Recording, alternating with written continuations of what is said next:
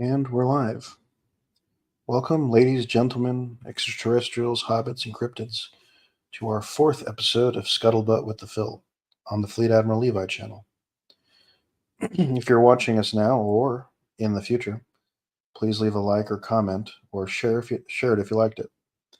But in reality, please subscribe. It really does help the channel. I'm here to say a few things, do a couple things, and hopefully give a little of myself to the infamy of the internet.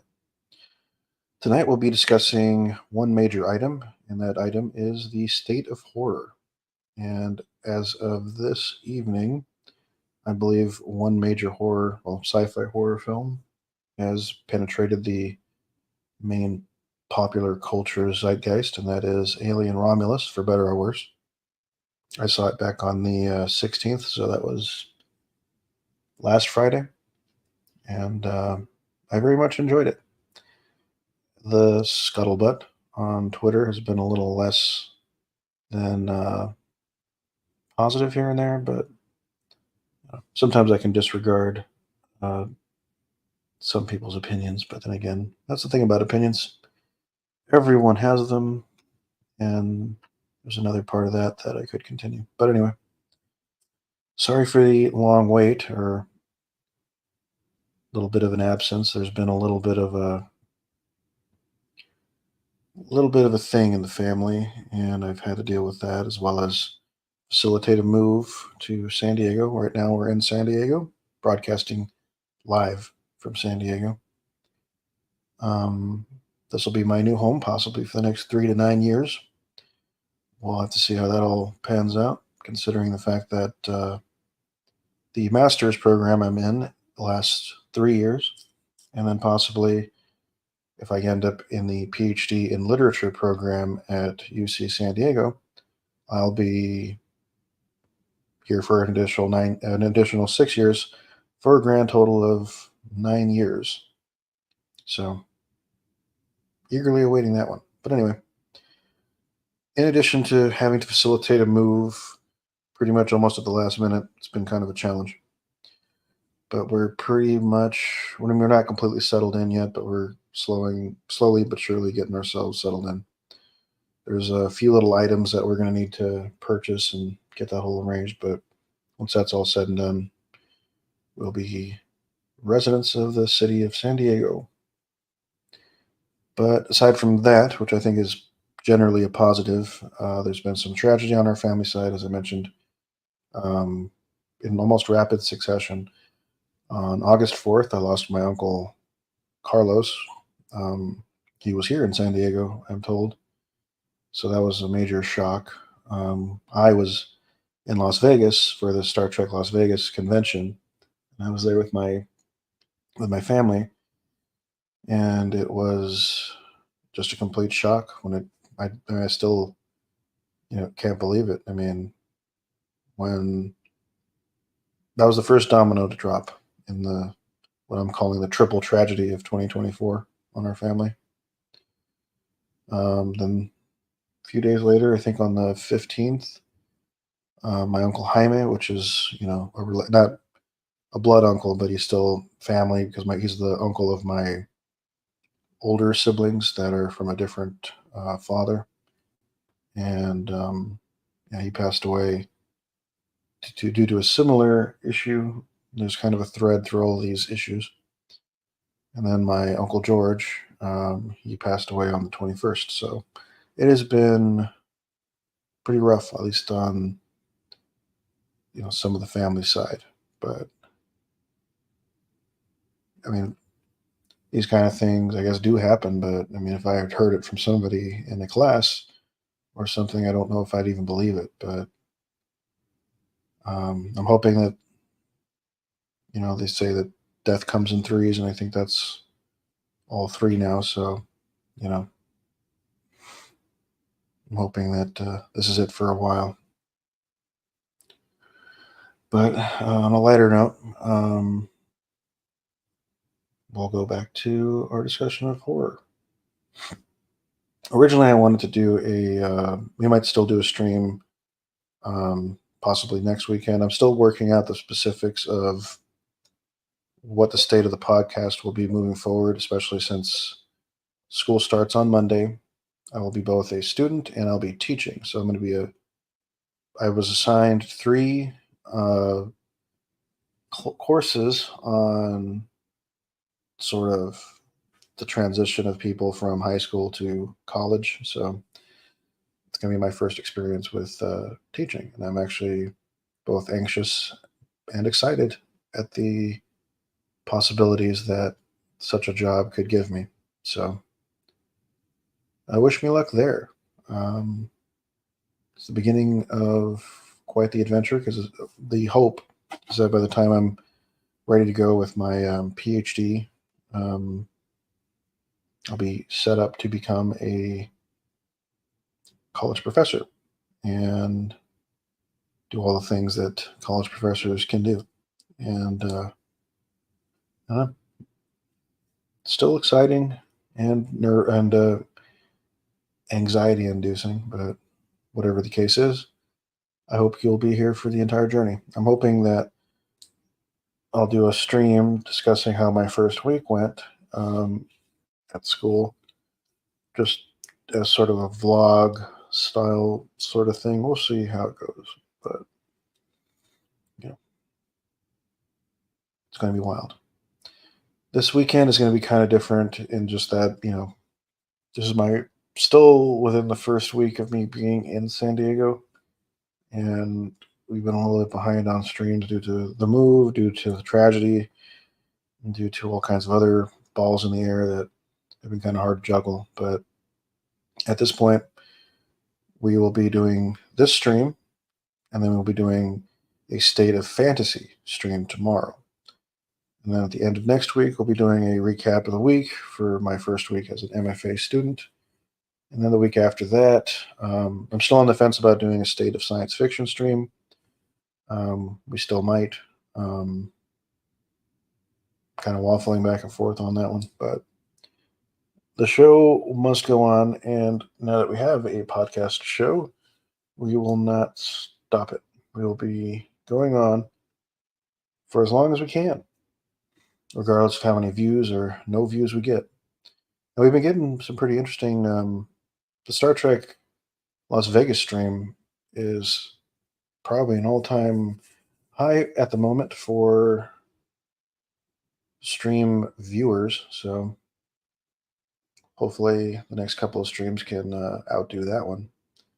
And then a few more of our streams will outdo those. So we'll keep it going for as long as I'm willing to do it.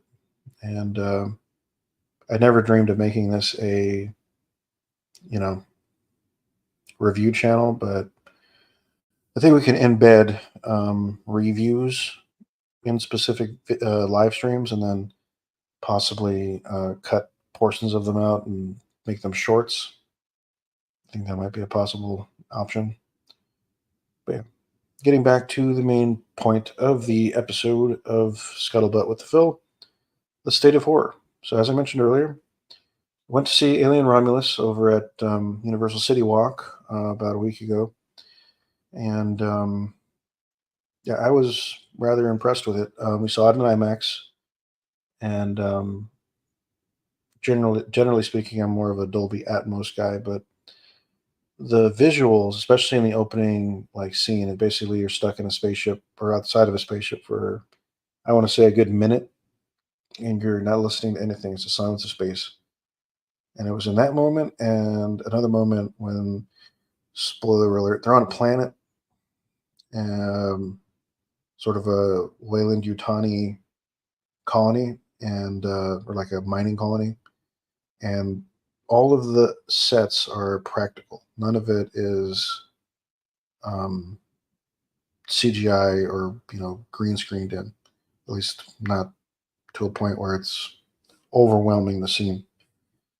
And it was in those two moments that I realized that the director Fede Alvarez is doing something that probably rivals that of Denis Villeneuve in his forays into near future, or even distant future science fiction, because he's done both Blade Runner 2049 and the Dune, the two-part Dune film. So when you explore that kind of, I don't know what you want to call it. We'll call it a mise en scène, because in filmmaking, mise en scène is just like the set dressing or the production design. And essentially, all of that looked, I think, like some of the best I've seen in years. And that kind of tactile or authenticity, I think, is missing in a lot of science fiction. I feel like a lot of people these days are too invested in trying to do the next green screen thing. And I think that's why, or the next CGR thing. That's why I think a lot of the Marvel films are kind of going to the wayside in some people's views, because it's a little too overproduced. And I think people want something that feel is also kind of overproduced but looks more practical. And I think that's why horror, especially today, is so it's drawing so many more people, because you can produce these things on just like a single digit $1 million, and or even in some cases maybe lower end of the tens of millions of dollars, and you can produce these things for basically nothing and then get a profit of horrendous amounts of money. I mean, in the last few years, you've had Ari Aster, who wrote and directed Hereditary and Midsommar, and this other one I forget what it's called now. I didn't watch it. It was apparently bad. It was like one of those 3 hour vanity projects that I have a mixed feelings about a lot of times. But yeah, for me, if you're gonna watch Ari Aster films, you got to go into those films kind of thinking that this person who's writing these stories is either really fucking weird or just mentally disturbed in some manner or another. I mean, because ultimately, Hereditary is about the breakdown of a family, and then Midsommar is about a breakup that went really bad. And so I don't know what Mr. Ari Aster is doing in his life, but I hope he gets the help he deserves. But those are two really good horror films that have come out in the last few years. I believe those were produced by A24. A24 has been producing, I think, some of the best horror and independent science fiction stories of the last decade. I'd go that far to say that. And other companies have tried their best. Blumhouse has done their bit too, but the stuff of Blumhouse is not typically as good as the stuff from A24. And I don't want to say this is an A24 stan or anything. I mean, I do have an A24 membership, so that's a full disclosure. I don't know if that counts as bias, but yeah, Blumhouse, they produce pretty much anything under the sun and try to see what sticks, and a lot of times it works for them. Um, the other company I think that's doing stuff in horror, I think, is Neon, and another one is, I think it's Bleecker Street is another one. All these companies are kind of doing their best to make their own indie horror films. But I think the two that are kind of head to head at each other is A24 and Blumhouse. But A24 is trying to produce more, I would go so far as to say quality cinema, as opposed to Blumhouse, which is just trying to create, like just decent time at the movies that you can enjoy. So there's that. Um, One of the filmmakers I think that's very notable today is Robert Eggers. I don't think he's made a film that I've disliked. I mean, I loved The Witch when it came out, and I really, really, really uh, enjoyed The Lighthouse, even though I don't think I should have. But uh, something about it just clicked for me, especially in that the one very iconic scene where Willem Dafoe is basically cursing the essence of Robert Pattinson. And that's the moment that I thought that the film was on a next level. But beyond that, I recommend every film Robert Eggers has done. I have not seen the Bo Was Afraid. Is it? Yeah, Bo Was Afraid. That's the Ari Aster film that most recently came out. I don't know if I ever will. Somebody told me that it's pretty self indulgent in some ways, and I don't think I want to support that. But aside from that, so Robert Eggers is going to be producing at the end of this year for Christmas. For some reason, I think it should be a Halloween release personally, but he's going to be producing and creating the next. I don't want to call it a remake because I think it's a re-envisioning of that same thing of Nosferatu. And so we're going to go into the world of vampires. This is, I think, his first exploration of that since he he did The Witch, which explores sort of this puritanical sort of era where they believe in like you know kind of around the time of the Salem witch trials. I think is what it's set. So there's a very specific view of witchcraft and how witches conduct themselves. And then you have the Lighthouse, which explores eventually this idea of mermaids, which is also another fantastical concept. And then you have the Northmen, where they kind of explore sort of more of the mythological sagas of the Scandinavian countries. And I think those are very unique, fantastical concepts as well. And now we have Nosferatu, where he'll be diving into vampires. And I'm very fascinated to see his take on it. I don't know what to expect, or I know it'll be good because I know Eggers so far has not hit anything bad so far. So I have 100% faith in him that he'll do something amazing, and I'm really excited to see that. That's probably my most eagerly awaited film of the year. But on the flip side, you have a film coming out soon called Afraid, but the Afraid AI, in it. So that's a Blumhouse movie that's going to be that stars John Cho and I think Catherine Featherston. And that one seems a bit kind of comical, but kind of haunting in a way. It's a Blumhouse picture, so I'm not expecting anything too artsy or too philosophically thoughtful or anything like that. But we'll see if we have time. I might watch it. Um, Aside from that, I don't know if I can think of any other horror films that have come out. Oh yeah, so we did see Quiet Place Day One, and I do enjoy the Quiet Place movies. I think they're a unique sort of situation in the horror landscape because you don't really have a lot of horror films that I think focus so much on sound because sound is a very important aspect of that franchise, basically from the start. Because I mean, the creatures, the whole thing is they can spot you with even the tiniest of sounds, and that's kind of haunting.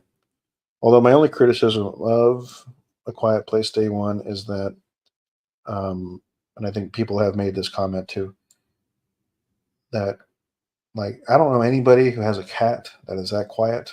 I've joked that A Quiet Place Day One should be called A Quiet Cat, strictly because like that cat is one of the most well behaved, quiet cats ever. And my friend was joking that his cat, would have made a noise almost like immediately, and then they'd all be dead. So, yeah, kudos to that cat. And I do recommend um, diving into A Quiet Place if you haven't already. I think it's a really good mix of science fiction horror, as what I mentioned earlier with Alien Romulus. I'm more interested in exploring these kind of horror stories that do something different with the material, that try to do something, put a different spin on what could be.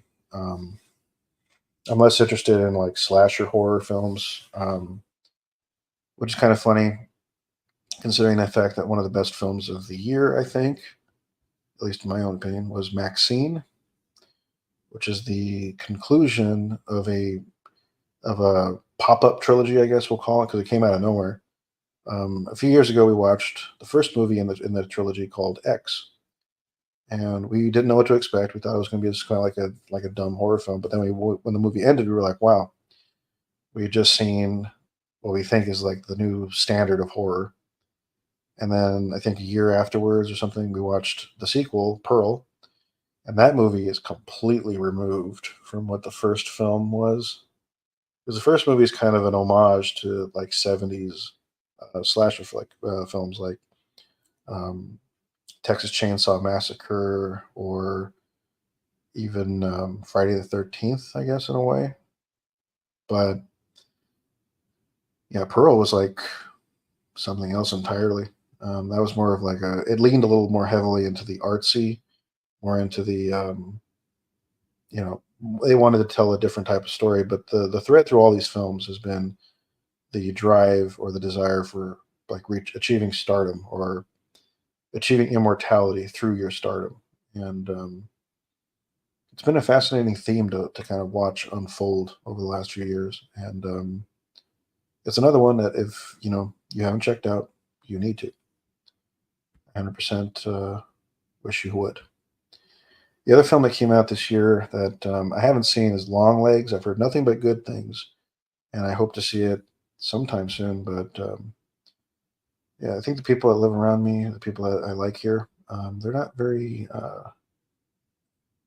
They don't seem too interested in horror, at least modern horror, which I don't blame them. I guess some of it can be pretty brutal and intense. So yeah, Imaginary, I did not see. Um, nor did I really want to. Not because I was scared or anything, just because there was another film that came out this year. It was more of a kids' film with Ryan Reynolds and I think Judith from The Walking Dead. That one was called If, and so there's been like this, like that film and this film, um, exploring the concept of imaginary friends from two completely different angles, and I think that's fascinating. But beyond that, I don't really have a drive to watch Imaginary. But my brother told me that he went to watch this movie called Abigail, which he thought was good, but I haven't seen that yet.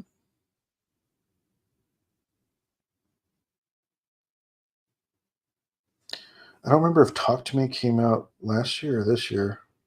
It might have been last year. But that too is also a really good one that I look forward to seeing the sequel. It's created by a couple of Australian YouTubers. They did some really amazing work there. I hope stories like that and others do their best to dissuade the popular opinion that YouTubers are not actual quality filmmakers. Another film that came out that was last year was No One Will Save You. Wanted to watch that and get around to it. Oh yes, was that last year? No, it had been earlier this year. One of the best horror films I think I've seen in quite a while. That kind of came out of nowhere was Late Night with the Devil. It recreated the era, the 1970s, so immaculately. It made so much sense in the world of the story. Um, it was a high watermark, I think, in horror. Um, I do recommend people check that out. Um, that one's kind of more of like a. It's got vibes of The Exorcist as well as I guess little bits of like Network, at least in the sense that there's a television host that something happens that's very notable on his show. But yeah, that one was definitely one that I recommend heavily. Beyond that, I mean, that's just at the movies. One of the ones I did want to see I haven't seen is I saw the TV Glow. I would be interested in watching that Sydney Sweeney movie, The Immaculate. But yes, I haven't seen that. Um, I did watch Ghostbusters, but I consider Ghostbusters to be a very specific type of horror film, horror comedy, and you can do that. We don't see them as much anymore, but it'd be nice if we saw them more often.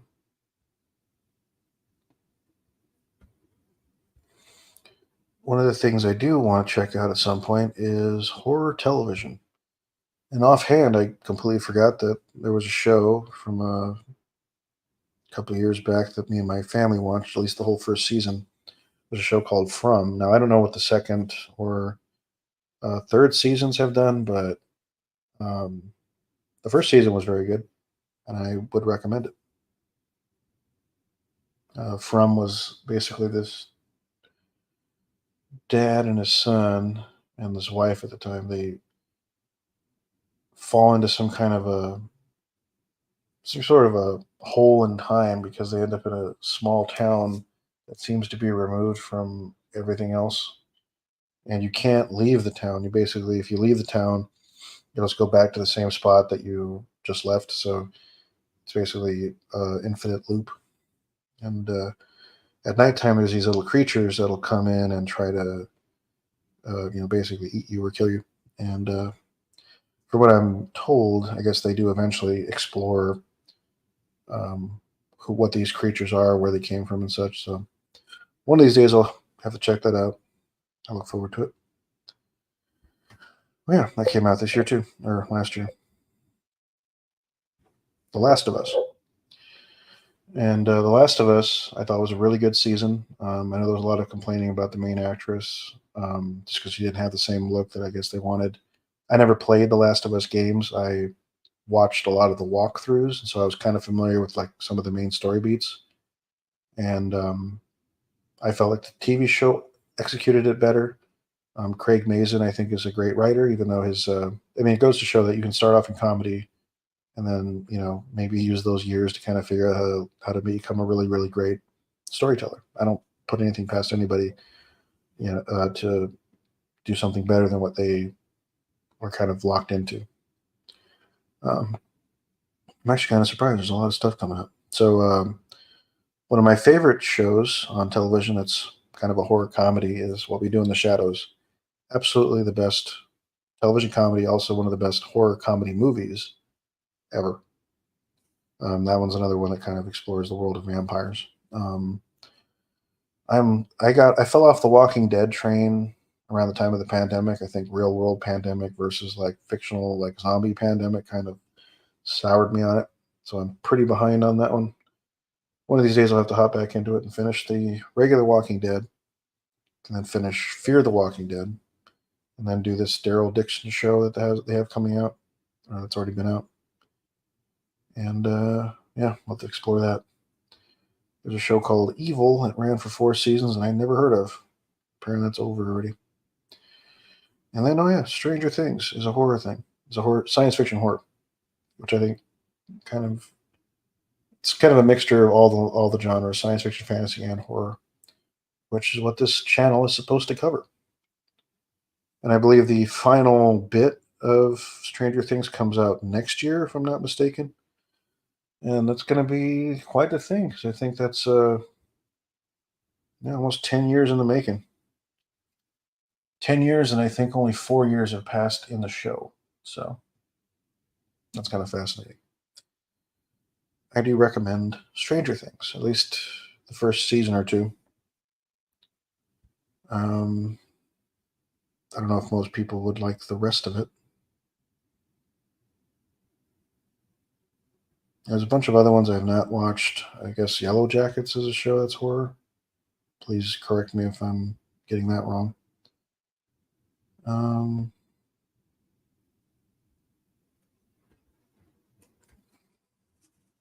yeah, according to this, there's quite a few shows that I'm going to have to hop back into when I get a chance. I would say there's not enough horror on television. I think there needs to be more. And not all of it needs to be, grounded sort of stuff. You could do whatever you'd like. So I think that covers kind of in a broad sense, film and horror, and television. I'm not too well versed in what's coming out in horror novels or horror books, outside of what Stephen King constantly does. I don't know how he does it, but I think it's like every year, maybe every 6 months, he's shooting out like a 600 or 700, even if probably 1,000 page door stopper that will take you probably 10 years to read. So yeah, haven't dived into too many of his work, but it's quite the thing to consider. Some of my horror interests kind of gravitate toward internet horror these days. I'm really into analog horror, or at least I was. I still think I am. I even joined the SCP Foundation. I haven't done anything yet. Um, I'm really fascinated by the back rooms just as a concept. It's a really great horror idea. It really taps into the kind of horror stuff I like, which is this fear of the unknown, what fear of what could be around the corner of these endless hallways and things. And I think part of what makes those things work is you never really find out what the reasoning is. And I think the best horror works when you don't reveal the whole thing. That when you try to explain things, you end up destroying what makes really good horror. In science fiction, I think you can work to explain some things, but if you're not careful, you'll fall into the same trap that horror falls into. Um, Jason works because he doesn't have a deep lore beyond just his mom and the stuff at the camp. Um, Freddy Krueger, he works because he also doesn't have a deep lore. Um, you know, Michael Myers, he works because his lore is pretty low. So these films work for simplicity, and I think when you do that, you have something great. I would even argue, for the most part, even though they're mostly like slasher films in a way, the Purge films work that way too, because you have this situation that seems kind of ridiculous, but you have it as a way of creating a specific situation that'll create a very specific sort of thrust in the action. So you can have your sword fights, your um, gun fights, your fisticuffs. You could have all of it, even rocket launchers, bazookas. All of it in one night, and it's a very specific sort of thing. I have not seen the TV show. I really don't remember hearing much about it, so I don't know if anybody else did either. But I would be very interested in seeing how that world um, could be explored. But I think it works better when the lore kind of goes to the wayside and you just focus on the situation. But I think The Purge is more of one of those situations where it's good to reveal a little bit, but don't reveal all of it. I wouldn't go so far as to call it an inverse of the previous examples of these sort of villains that have been constantly remade into different movies over the years by various filmmakers. Um, Beyond that, I haven't seen The Watchers, even though I guess that's a book, and that's a book that was produced or a book that was turned into a movie that was made by one of M. Night Shyamalan's daughters, and another one of his daughters, I believe. I don't know if it's the same one. Um, is in M. Night's new movie that came out called Trap, and Trap I thought was pretty good. I think it's back to a return to form for him, but Trap is, I think, more of a thriller than a horror film, and horror and thriller, I think, can work pretty well together. Sometimes I think you can barely tell the difference in some cases, but I think I would love to do.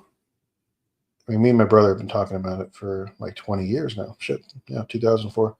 So when we watched M. Night's The Village, we loved the first hour of that movie, and then the second half is where it lost us, and we've constantly said that the film definitely would have benefited by actually portraying the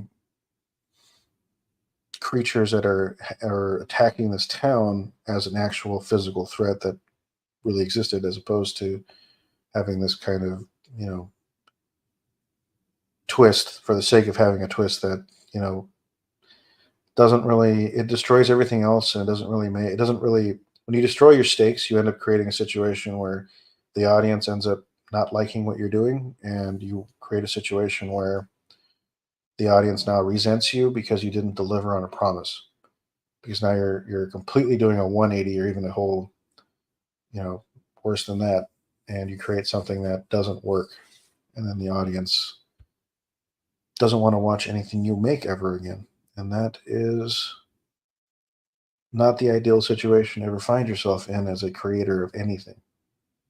Because generally speaking, you want people to come back more and more often.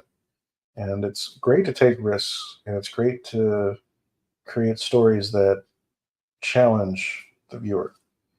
But it's never good to alienate your audience and make them hate you. Because then you have to do basically what he's been trying to do, spend 15 to 20 years trying to get back that audience support. And it's just not worth losing it. But I would not want to dissuade anyone from taking risks. It just has to be a specific type of risk that you kind of know where things can go within the story. And I think that comes down to a specific individual and their and how they would desire to attack a problem within the story.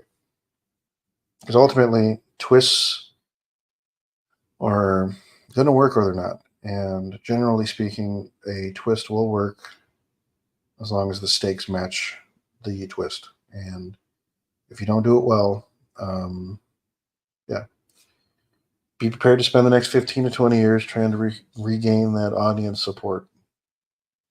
So it's a really fine line to walk, I believe. A couple of other things I wanted to mention before I forget.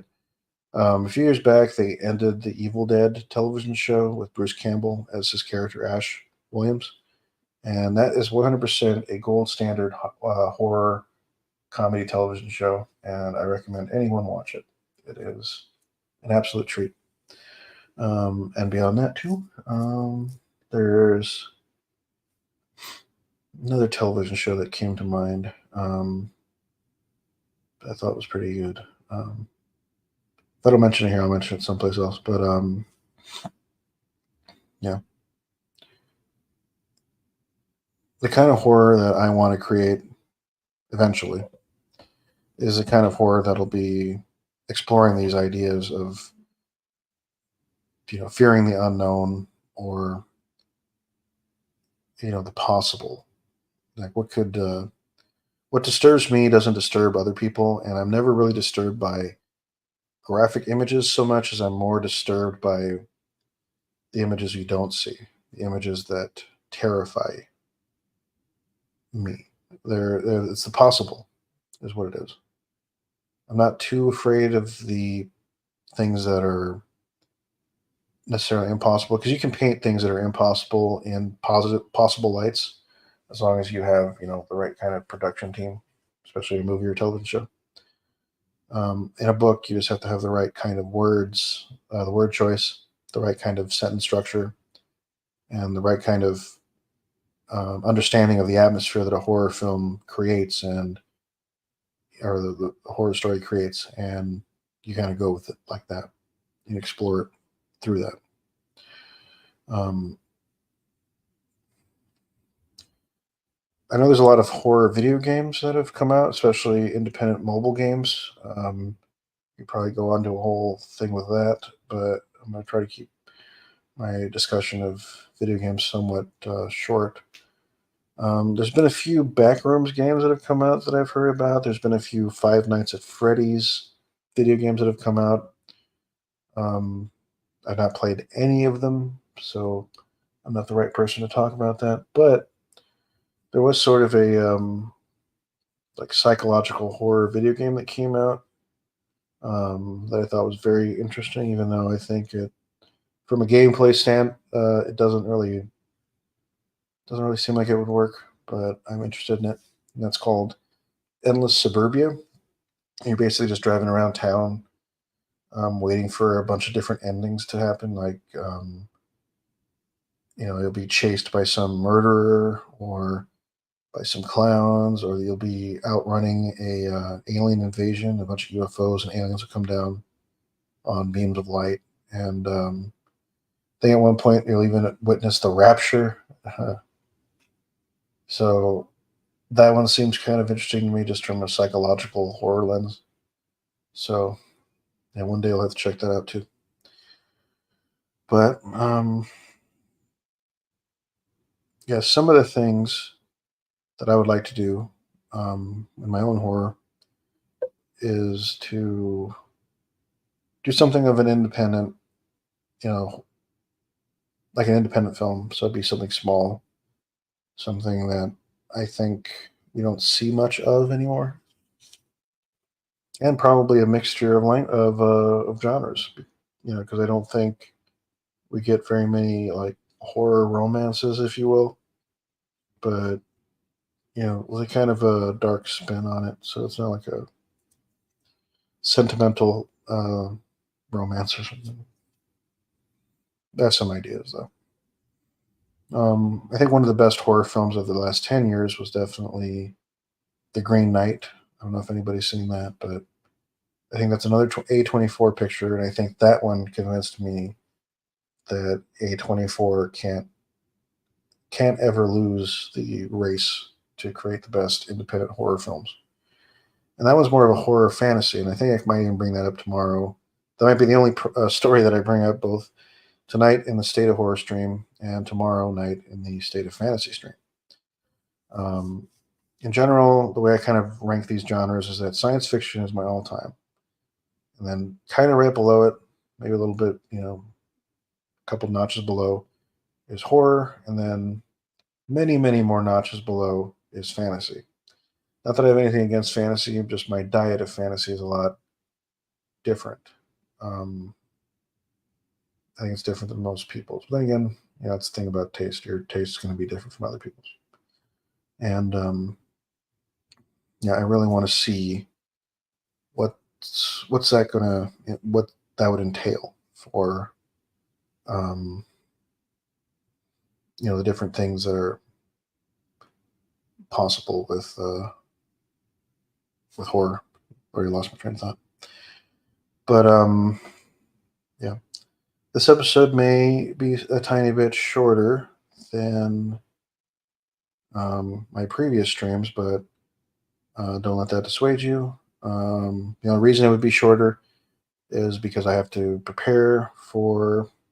We are doing a funeral tonight at 1 and 1 Pacific, and we'll be doing I have to do something at San Diego State, so I'm gonna try to do both. It's gonna be a challenge, and what else is new?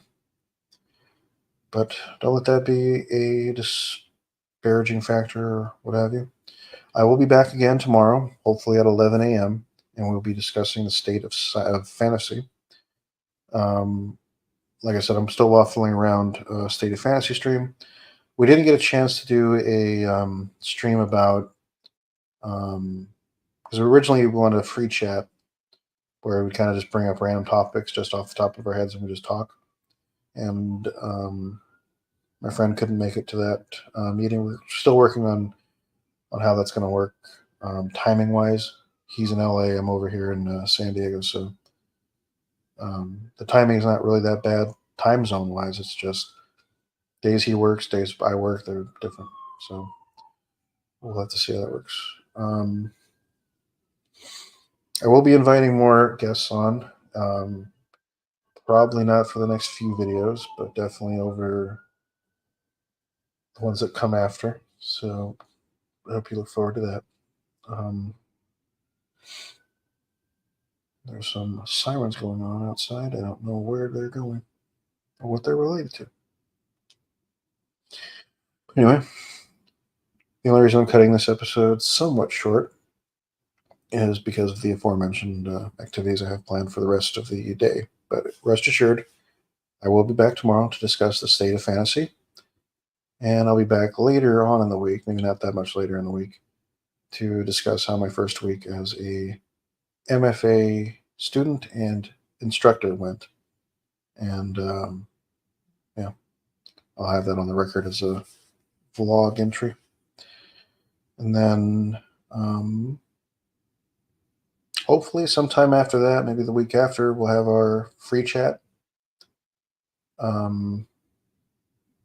know September 13th was my planned Space 1999 recap little video.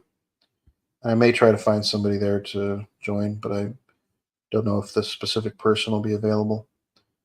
I'll be heading back up to LA that weekend, so we'll have to coordinate how that's going to work too. But yeah, there's a lot of balls in the air.